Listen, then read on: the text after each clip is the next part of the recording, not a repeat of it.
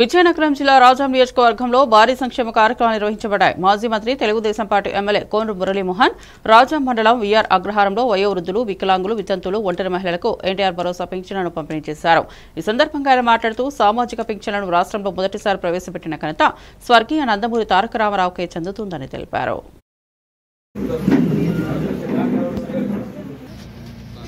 Telugu Desam party Mahanadu మొన్న 27, 28, 26, 27, 28 చేసుకున్నా ఒక్కరోజు కూడా తీర్చలేదు.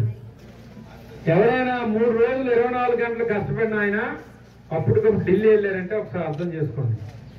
అలాగే పేద ప్రజలందరూ కూడా మరి 1వ తారీఖున మనం ఇస్తాం, మాట ఇచ్చాం. 1వ తారీఖున ఆదివారం పడింది కాబట్టి సచివాలయాలు పనిచేయవు, అధికారులు ఇబ్బంది పడతారని చెప్పి ఒకరోజు ముందే పెన్షన్ కార్యక్రమం ఈ రోజు పెట్టడం జరిగిందని ఈ సందర్భంగా మీ అందరూ తెలియజేస్తున్నారు. ఇది ఒక నిబద్ధత గల నాయకుడు చేసే పని. ఈరోజు ఈ 4,000 రూపాయలు మరి ఏ విధంగా ఉందంటే మన గ్రామానికి గ్రామారమే దగ్గర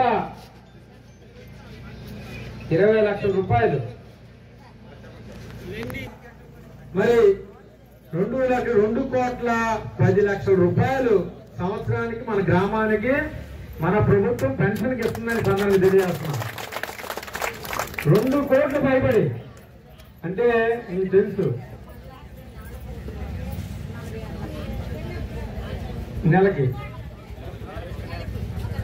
ఒక నెలకి టోటల్ మండలానికి 4.5 కోట్లు ఇస్తుంది. విజయనగరం జిల్లా శృంగవరపుకోటలో రేషన్ సరుకులను ఇకపై కేవలం రేషన్ దుకాణాల ద్వారానే అందించనున్నట్లు శాసనసభ్యురాలు కోల లలిత కుమార్ వెల్లడించారు.